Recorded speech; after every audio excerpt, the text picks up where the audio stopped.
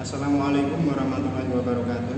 Kami dari kelompok 7 yang beranggotakan 1. Muhammad Al-Fanani dengan 33. Yang kedua, Rian Aldi Irawan dengan 53. Yang ketiga, Ahmad Umar Syafi'i dengan 60. Di sini kami akan memaparkan tentang larangan menggauli istri di dubur. Dalam hal ini, tugas ini disusun guna memenuhi tugas UTS Hadis Ahkam dengan dosen pengampu Bapak Haji Fuad Riyadi MAG. Kami memiliki 4 rumusan masalah, yaitu yang pertama tentang takrid hadis mengenai larangan menggauli istri di dubur, dan yang kedua mengenai syarah hadis larangan menggauli istri di dubur. Kemudian yang ketiga, dasar hukum dan penjelasannya mengenai menggauli istri di dubur. Yang kemudian yang terakhir, yang keempat, rumusan masalah kita yaitu uraian pembahasan. Baiklah, saya akan membacakan hadis dari Kitab Bulughul Maram nomor 1042 tentang larangan menggauli istri di dubur. Hadisnya berbunyi, An Abi Hurairah qala Rasulullah sallallahu alaihi wasallam, mal'unun man atam ra'atan fi duburiha, rawahu Abu Dawud wan Nasa'i wal lafdhu lahu wa rijaluhu thiqatun lakin u'illa bi irsali. Dari Abu Hurairah radhiyallahu anhu berkata, Rasulullah sallallahu alaihi wasallam bersabda, terlaknatlah orang yang menggauli istrinya pada duburnya. Hadis riwayat Abu Dawud dan Imam Nasa'i, dan lafalnya menurut An-Nasa'i. Para perawinya dapat dipercaya namun dinilai mursal. Takhrij hadis.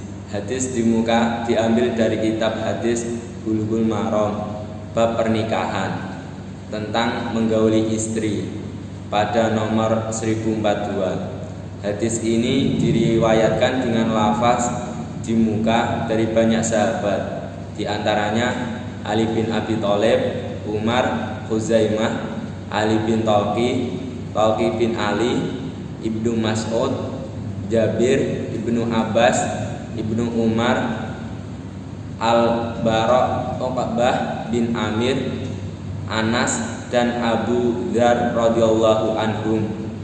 Jalur periwayatan hadis ini masih diperselisihkan, tetapi banyak jalur periwayatan dan perawi yang dapat menguatkan status hadis ini.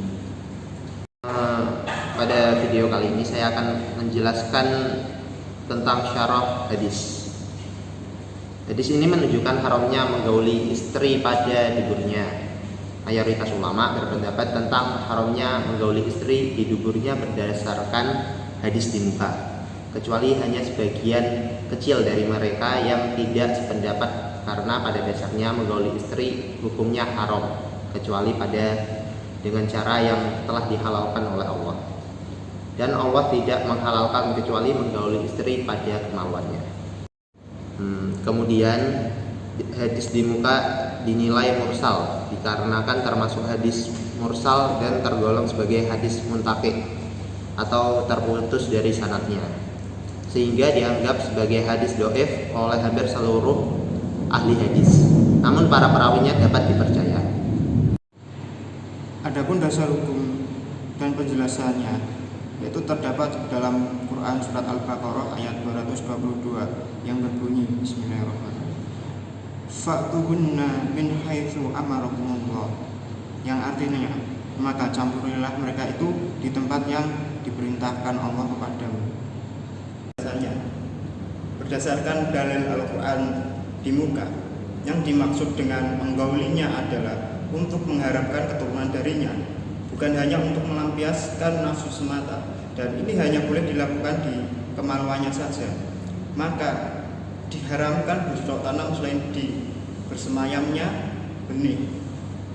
Hal ini tidak bisa dikiaskan dengan yang lainnya karena tidak ada kesamaan sebagai tempat untuk menyemai benih. Selanjutnya uraian pembahasan.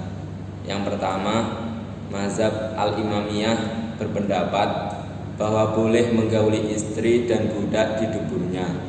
Diriwayatkan dari Asy-Syafi'i bahwa dia berkata, tidak benar bahwa hal itu dibolehkan ataupun diharamkan, dan secara qiyas hal itu boleh. Namun pendapat ini diralat oleh Ibnu Arabi.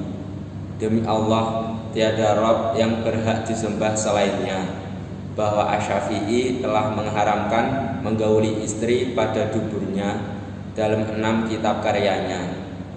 Ada juga pendapat yang mengatakan bahwa pendapatnya yang membolehkan menggauli di dubur itu diutarakan dalam fatwanya yang lama.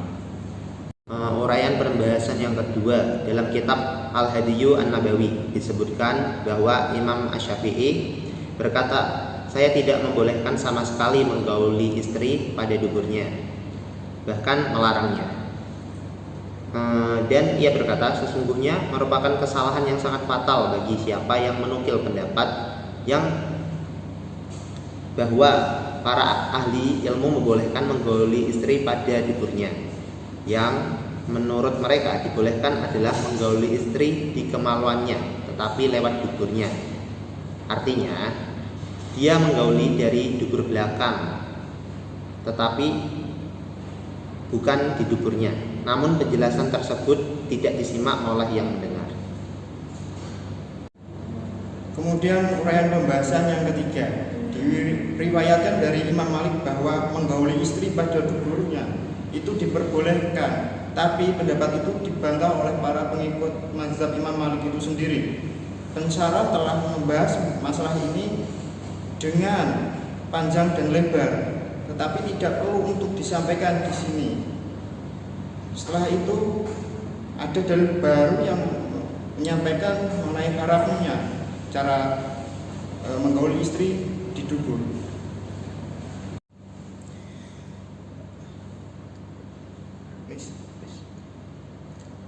Ya, demikian pemaparan dari kelompok kami, kelompok 7, mengenai larangan menggauli istri di dubur.